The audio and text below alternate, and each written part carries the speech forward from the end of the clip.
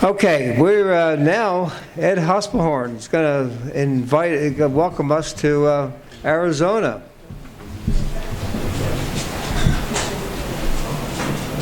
I think my time is already up, so.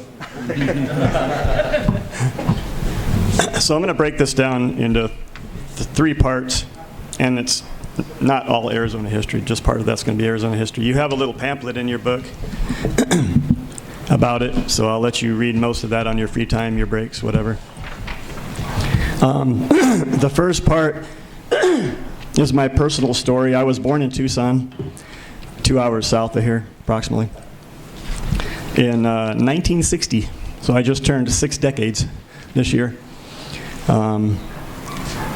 We came up to Glendale, Arizona in about 1972, so I was about 12 years old, and I graduated from Glendale High School. And about when I was 23 years old, I joined the Marine Corps, did that for 20 years. And then I got hired by Boeing to mess around with helicopters right down the street. They manufacture the AH-64 Apache helicopters.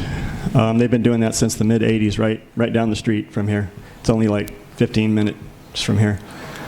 So that's what I've been doing for most of my life, I guess.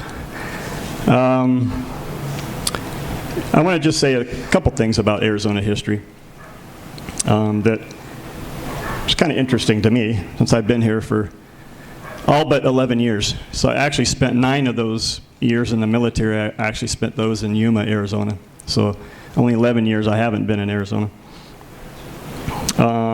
So let's talk about the indigenous peoples of the state of Arizona.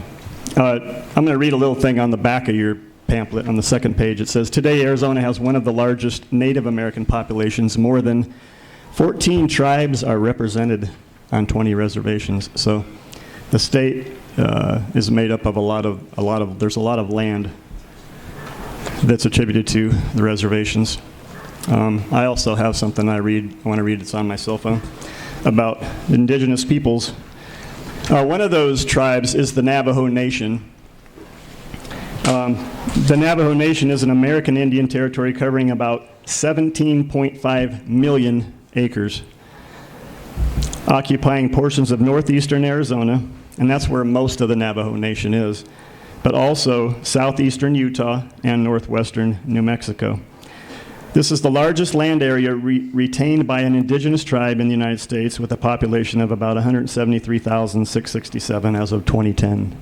So, and there's, of course, in a lot of states, there's indigenous tribes, reservations, and you probably know a lot about your state in regards to that. So, let's see, what else? Oh, so Arizona, the major exports of Arizona, if we talk about economy, it's the 4 C's. So it's copper, cotton, cattle, and citrus. And that might have changed a little bit over time, and maybe those aren't maybe the top 4 still, but I'm guessing they're at least close to the top. Especially copper. Arizona is the #1 producer of copper in the United States. Okay, so you can read the rest of, I have one more thing about Arizona that I wanted to read real quick. So, where's the London Bridge? Any guesses? Lake Havasu. No, it's in London. No, you're right. The current London Bridge is in London, but there's also the old London Bridge is in Arizona. In 1967, a guy named Robert McCulloch purchased the London Bridge of the 1830s, and they took it apart brick by brick and barged it over here. I'm assuming they came up through the Gulf of California and probably brought it up that way, is what I remember reading. But anyway, the bridge is almost 1,000 feet long, so it's almost, it's about 3 football fields long. What's interesting is they built the bridge partly over dry land because it was so long, because the Colorado River, even at that time, wasn't that wide. And then they dredged a lot of dirt away so that the water would come up to the bridge that used to be over dry land. Now it's over water. That was kind of interesting, I thought. But this Robert McCulloch, he had some, crazy ideas, and hey, it kind of worked out, I guess. I don't know if he made a bunch of money from doing that or not, but he spent a lot of money, I'm pretty sure. Okay, moving on. I just wanted to share a personal thing, and that is, and I'm just going to ask a question. Why am I a member of the Constitution Party? And maybe you've asked yourself that question.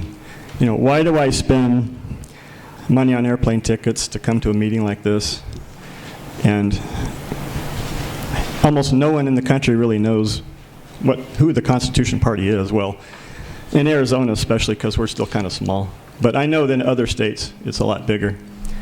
But most people, let's just be honest, don't care about the Constitution Party right now. We all know that. But anyways, it's very simple why I am a member of the Constitution Party. And the answer is because I am an idealist. And you can check the definition, maybe not on Google, but anyway, you can check out the definition of an idealist, and you can actually go to a paper copy of the Webster's Dictionary if you feel safer.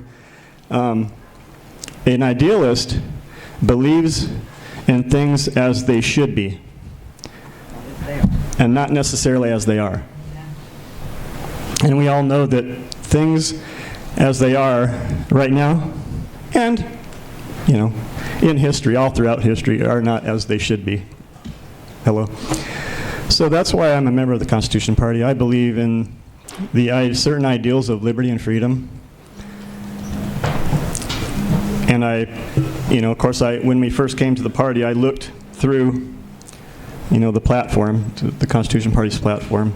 And to this date, I haven't found a platform that matches what I believe, except for the Constitution Party. So if you ever find yourself, questioning, well, why am I still with this party? Well, are you an idealist? Or you just want to go with everybody else and go with the flow? Yeah. As Lee said, go with the sheep and say bah. And so anyway, that's all I got.